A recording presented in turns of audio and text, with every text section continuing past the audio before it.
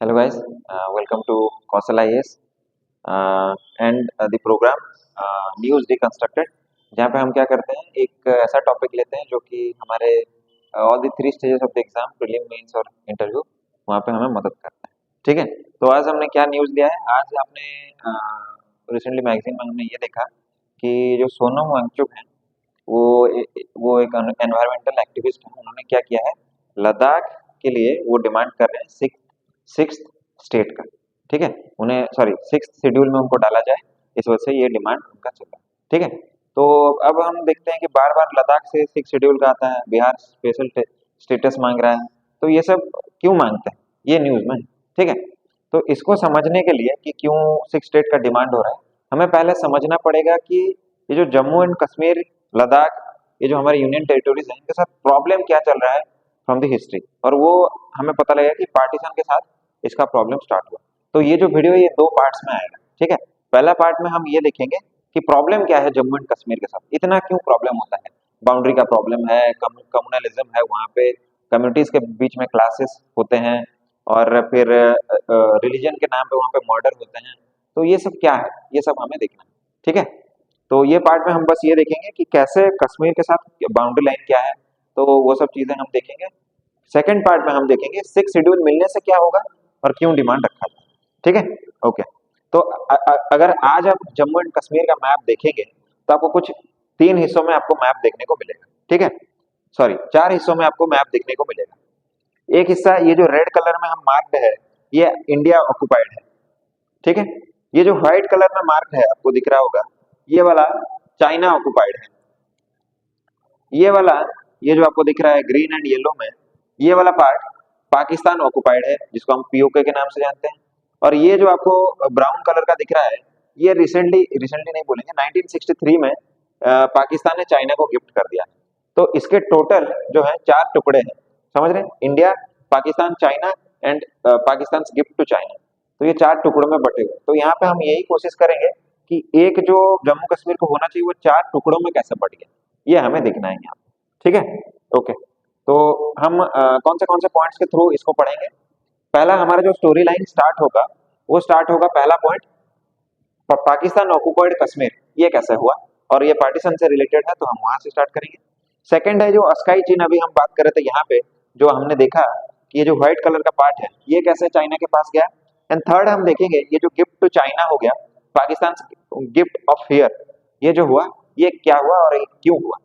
ठीक है, तो इतने हिस्सों में हम देखेंगे। तो पहले फर्स्ट पॉइंट से हम स्टार्ट करते हैं, क्रिएशन ऑफ पीओके। पहला देखिए, हमारा स्टोरी स्टार्ट होगा फर्स्ट एंग्लो सिख वॉर से। वहां पे क्या होगा, देखिए आपको पता है कि जो सिख स्टेट को एस्टेब्लिश रंजीत सिंह, महाराजा रंजीत सिंह, इन्होंने इसको एस्टेब्लिश किया। ठीक है, फिर इनका जब डेथ होगा तो यहाँ पे क्या होगा, सिविल वॉर छिड़ेगा कि कौन गद्दी पे बैठेगा।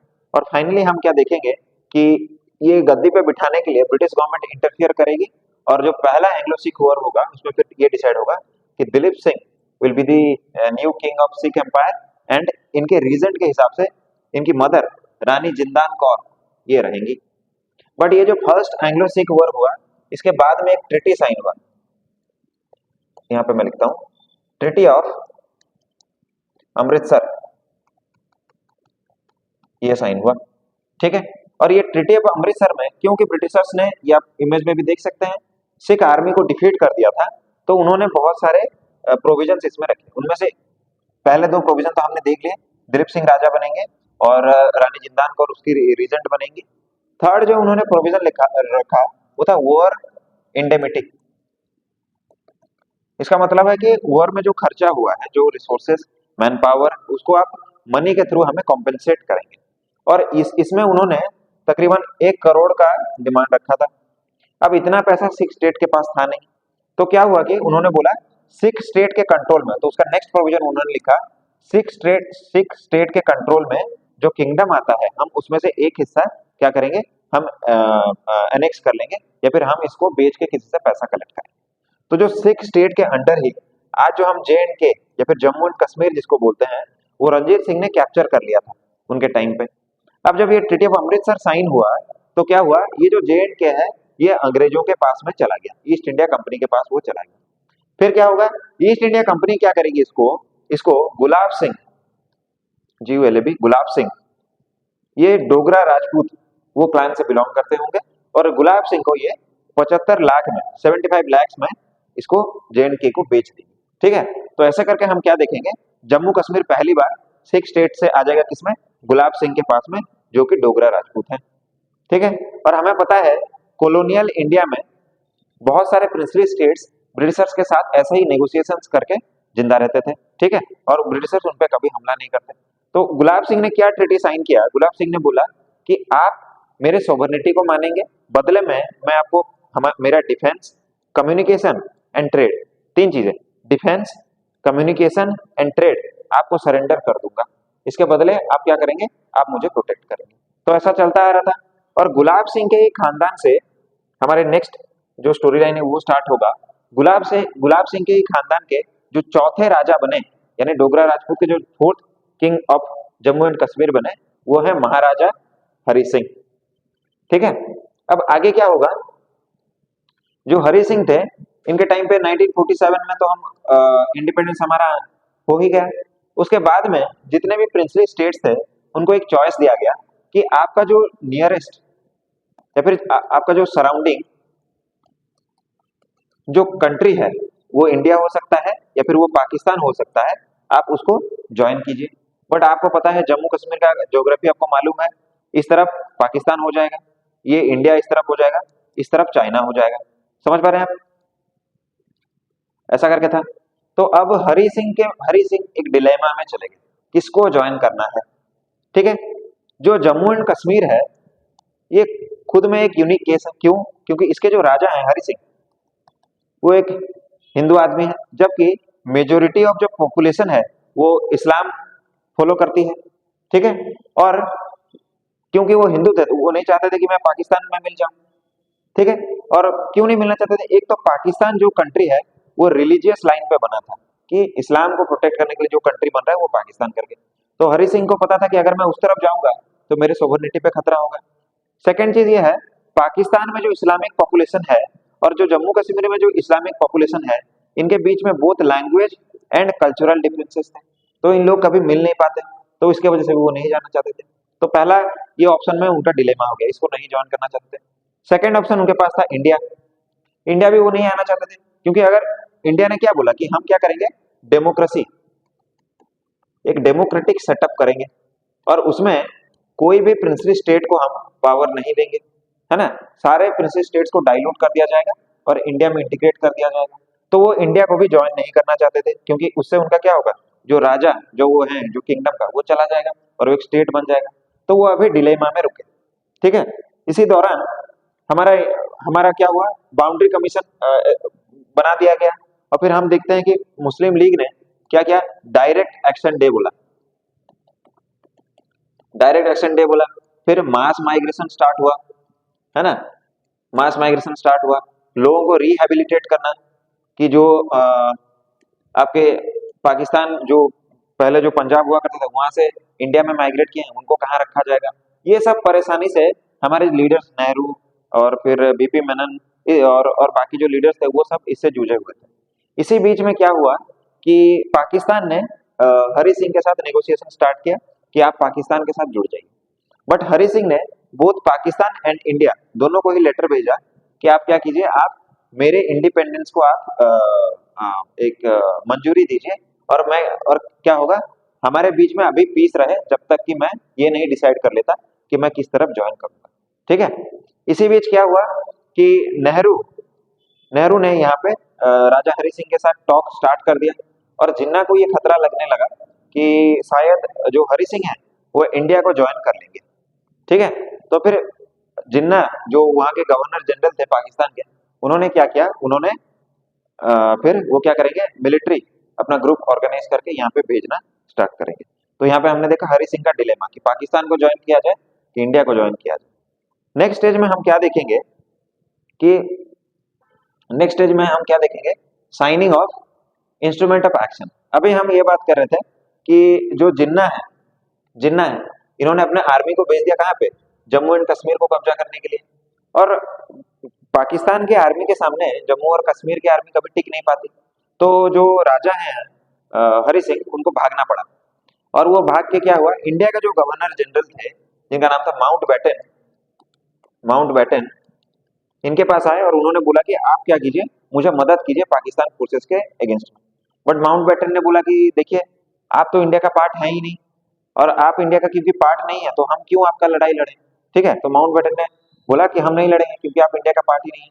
तो क्या हुआ, डर के मारे जो हमारे हरि सिंह थे उन्होंने क्या किया, माउंट बैटन के साथ में मिलके और नेहरू, इनके साथ मिलके उन्होंने क्या किया कि इंस्ट्रूमेंट ऑफ एक्शन साइन करने का उन्होंने प्लान बनाया, जिसके तहत ये बोला गया कि जो कॉन्स्टिट्यूशन बनेगा इंडिया का, उसमें एक स्पेशल आर्टिकल को डाला जाएगा जो कि जम्मू एंड कश्मीर को स्पेशल पावर देगा, जिसको हम आर्टिकल 370A के नाम से जानते हैं, जिसको 2019 में फिर एबोलिश कर दिया गया। तो ऐसा करके फिर क्या हुआ, इंस्ट्रूमेंट ऑफ एक्शन साइन हुआ, और इंडियन आर्मी फिर क्या करेगी, मदद करने जाएगी किसके लिए, आपका जो पाकिस्तानी फोर्सेस के साथ लड़ने के लिए, ताकि वो श्रीनगर जो उनका कैपिटल है जम्मू एंड कश्मीर का, वहां पे वो कब्जा ना करें। ठीक है, थर्ड नेक्स्ट स्टेज में क्या होगा, नेक्स्ट स्टेज में हम क्या देखेंगे, वॉर चलेगा जम्मू और कश्मीर में किसका कितना कब्जा होगा।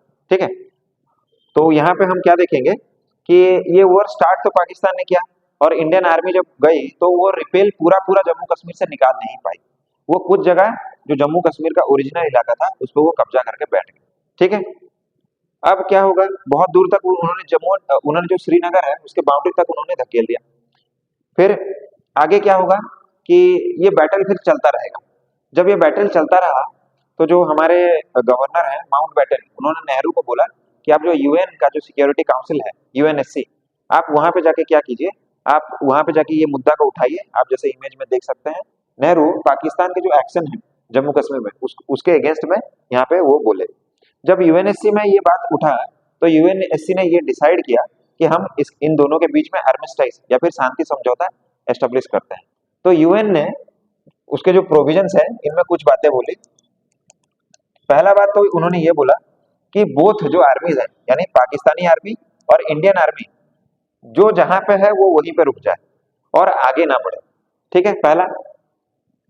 सेकंड, उन्होंने ये बोला कि ये जो लीडर्स हैं नेहरू इस तरफ, उस तरफ हो गए हमारे जिन्ना, और बीच में यूएनएससी रहेगी, और इनके बीच में बात चलना चाहिए। तो टॉक्स, मल्टीलेटरल टॉक्स इनके बीच में चलना चाहिए।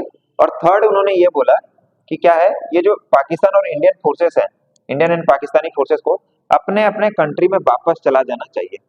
बट ना तो इंडियन आर्मी पीछे गई, ना ही पाकिस्तानी आर्मी पीछे गई। ठीक है, तो क्या हम देख रहे थे, देखिए पहला इमेज जो मैंने आपको दिखाया है, वहां पे क्या हम देख रहे थे, ये जो लाइन अभी हम देख रहे थे, पाकिस्तान ऑक्युपाइड कश्मीर करके जिसको हम मार्क कर रहे थे, क्योंकि यूएन के जो ये थर्ड रेजोल्यूशन अभी हम बात कर रहे थे कि आर्मी को पीछे जाना चाहिए था, और जो आर्मी ने कब्जा कर लिया है उससे आगे नहीं बढ़ना चाहिए था। तो ये पाकिस्तानी आर्मी थी, वो ये लाइन तक, वो जो है वो ये लाइन तक वो घुस गई थी ऑलरेडी, ये जो आप देख रहे हैं। ठीक है, ये लाइन तक। तो हमने ये देखा थर्ड में, ना इंडियन आर्मी पीछे गई ना पाकिस्तानी आर्मी। तो आज तक क्या है, ये वाला पार्ट जो आप देख रहे हैं, ये वाला पार्ट पाकिस्तान के हिस्सा में चला गया। पाकिस्तान इसको बोलता है आजाद कश्मीर, और इसी को ही हम बोलते हैं पीओके, पाकिस्तान ऑक्युपाइड कश्मीर। तो ये पहला हिस्सा दो हिस्सों में टूटा, हमारा जम्मू एंड कश्मीर। ठीक है, आगे हम देखते हैं, ये जो स्काई चीन वाला जो इलाका है अभी हम देख रहे हैं, ये सफेद कलर का जो हिस्सा है, ये कैसे टूट के ये कैसे जम्मू एंड कश्मीर से टूट के चाइना के पास चला। ठीक है, इसका भी जस्ट पोस्ट इंडिपेंडेंस एरा के साथ इसका रिलेशन है। क्या हुआ, पहले स्लाइड में आते हैं। हाँ, क्या हुआ देखिए, जब इंडिया आजाद हुआ, और उसी टाइम पे हम देख रहे थे हमारा जो इंडियन नेशनल मूवमेंट था उसमें सोशलिज्म का जो प्रभाव है वो बहुत ज्यादा था। स्टार्टिंग फ्रॉम भगत सिंह आजाद से लेकर के हम क्या देखें, कम्युनिस्ट पार्टी ऑफ इंडिया बनेगा, एंड देन आगे भी वो इलेक्शन लड़ेगा। तो इंडिया में सोशलिज्म का धारा चल रहा था, और हमारे जैसे कॉलोनियल स्टेट के लिए, जो कॉलोनी था पहले, उसके लिए सोशलिज्म ही बेस्ट था। सेम टाइम पे चाइना में भी वही चल रहा था सोशलिज्म, एंड रशिया में भी यही चल रहा था, है ना। तो ये क्या हुआ, नेहरू का जो आपने सुना होगा जो स्टेटमेंट कि हिंदी चीनी भाई भाई, ये कॉन्सेप्ट यहीं पे पैदा हुआ कि आप भी सोशलिज्म को एक्सेप्ट कर रहे हो, इंडिया भी सोशलिज्म को एक्सेप्ट कर रहा है, तो हमें क्या होना चाहिए, भाई भाई का समझौता होना चाहिए। बट प्रॉब्लम कहाँ होगा, देखो प्रॉब्लम हुआ जब हम थोड़ा पीछे जाएंगे तो हमें प्रॉब्लम समझ आएगा। देखिए मान लीजिए कि, हाँ, मान लीजिए ये जम्मू एंड कश्मीर ऐसा करके है, हम मान लेते हैं। तो यहाँ पे चीन हो गया और यहाँ पे हमारा, यहाँ पे मान लेते हैं पाकिस्तान। ठीक है, आगे देखिए क्या हुआ कि ये जो अभी हम बात कर रहे थे कि गुलाब सिंह, उन्होंने क्या किया, उन्होंने जम्मू और कश्मीर को खरीद लिया, किससे, ब्रिटिशर से, after the treaty of Amritsar. तो अब गुलाब सिंह ने ये बोला कि यार मेरा टेरिटोरी कितना बड़ा है वो तो मुझे पता ही नहीं है ना। तो उन्होंने कोशिश किया कि मैं ब्रिटिश गवर्नमेंट को बोल के क्या करूं, एक लाइन ड्रॉ करवाऊं ताकि मेरे टेरिटोरी कितना बड़ा है मुझे पता लगे, है ना। तो हुआ क्या कि ब्रिटिश गवर्नमेंट ने जॉनसन कमेटी को अपॉइंट किया, जॉनसन बाउंड्री कमीशन। ठीक है, और और ये कमीशन ने 1867 के 1868 में क्या किया, एक मैप ड्रॉ किया। ठीक है, जम्मू एंड कश्मीर का जो मैप आज हम यूज करते हैं जम्मू एंड कश्मीर को ड्रॉ करने के लिए। ठीक है, और वहां पे उन्होंने क्या बोला कि जो ये अस्काई चीन का जो इलाका है वो क्या है, वो इंडिया का है, यानी जो गुलाब सिंह है उनके ही टेरिटोरी में वो आता है। ये जो अस्काई चीन अभी हम देख रहे हैं, ये वाला टेरिटोरी को उन्होंने ड्रॉ किया था। बाद में क्या हुआ, 19 सेंचुरी में जब फिर क्या होगा, एक इंग्लैंड और रसिया के बीच में दुश्मनी स्टार्ट होगा। ठीक है, जैसे हम देखते हैं कोल्ड वॉर के एरा देखते हैं, कोल्ड वॉर में हम क्या देख रहे थे कि रसिया एक तरफ वर्सेस यूएसए हो रहा था।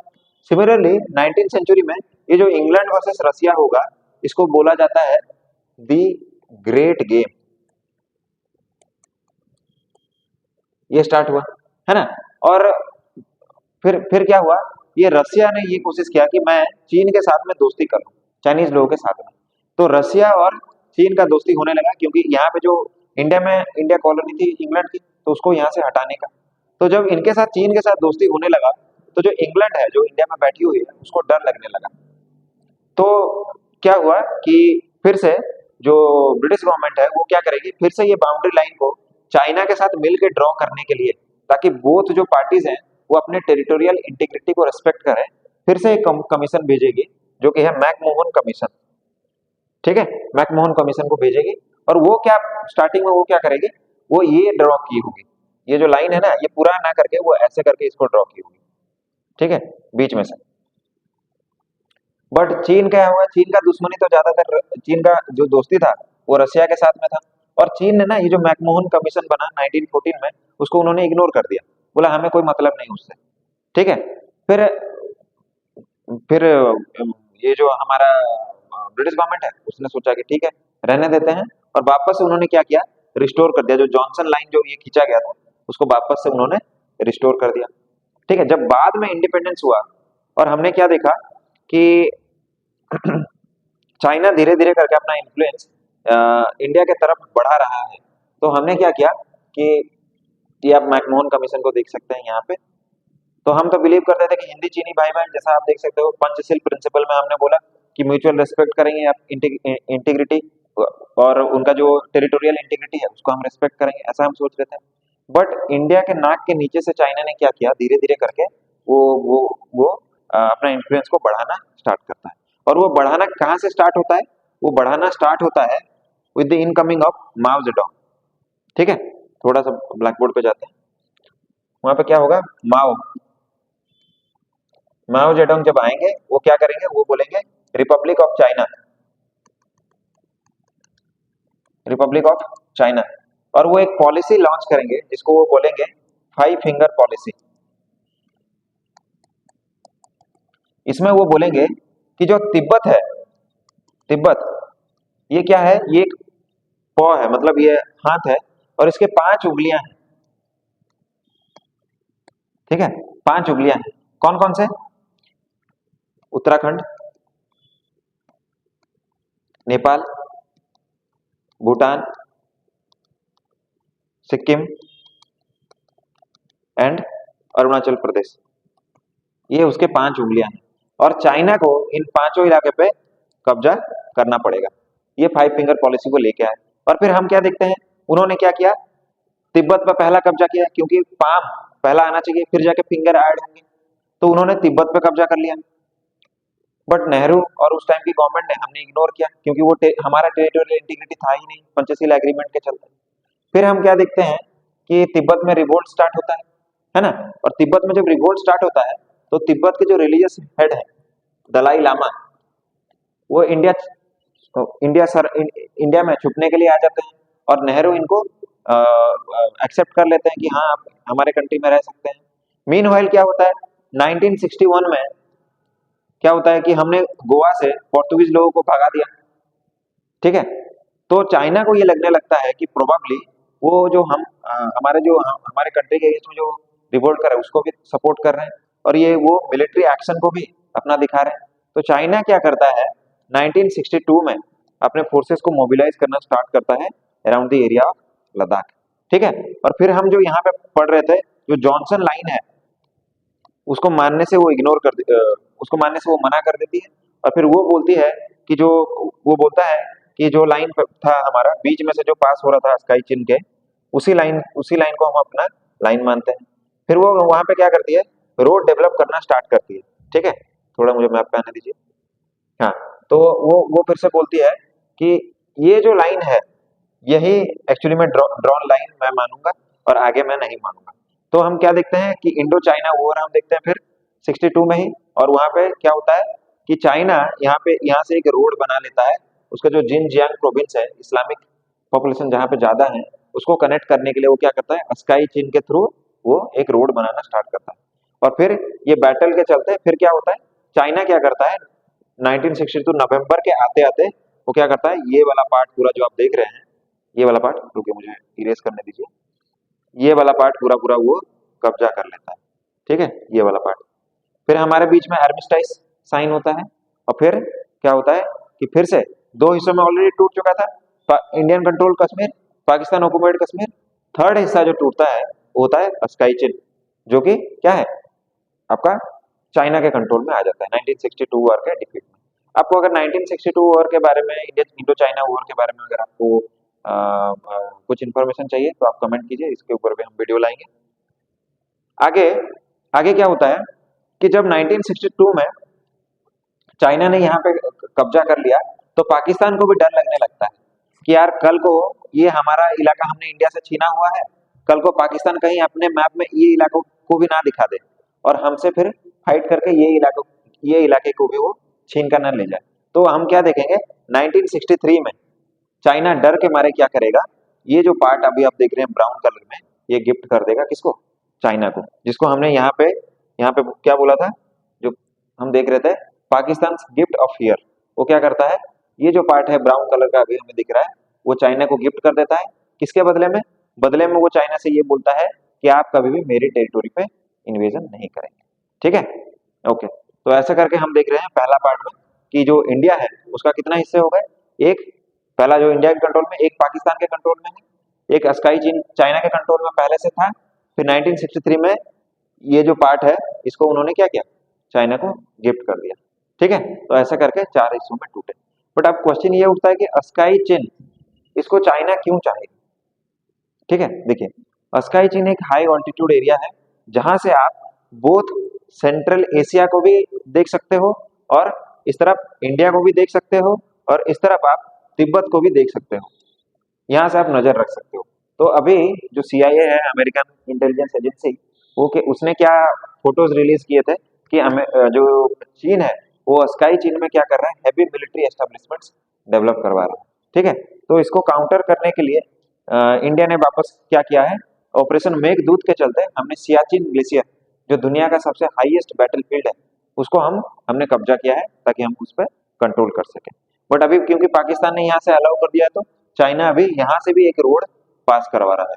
अगर ये रोड बन जाता है जिसको इंडिया अपोज कर रहा है, तो इंडिया के लिए शायद जियोपॉलिटिकल प्रॉब्लम्स स्टार्ट हो सकते हैं, ठीक है। तो आशा करता हूँ आपको ये समझ में आया होगा। जो मेरा पहले पार्ट का जो वीडियो था उसका एम ये था कि आपको जम्मू एंड कश्मीर का टेरिटोरी को समझाना, कैसे वो डिवीजन हुआ, ठीक है। सेकंड पार्ट में हम जो हमारा टॉपिक है जो कि कल मैं लाऊंगा, हम वहां पे क्या देखेंगे, हम वहां पे देखेंगे ये सोनम वांगचुक क्यों 6th स्टेट का डिमांड कर रहे हैं, ठीक है। तो उसमें हम उसको देख लेंगे, क्या फ़ायदा होता है 6 स्टेट में, क्या क्या फ़ायदा होता है 5th स्टेट में, क्या डिफरेंस है उनके बीच में, ठीक है? तो अगर आपको ये वीडियो अच्छा लगा हो, तो अपने दोस्तों के साथ शेयर कीजिए और ये चैनल को आप सब्सक्राइब कीजिए और अगर आपको और भी वीडियोज़ ऐसे चाहिए, तो प्लीज़ कमेंट कीजिए। Thank you.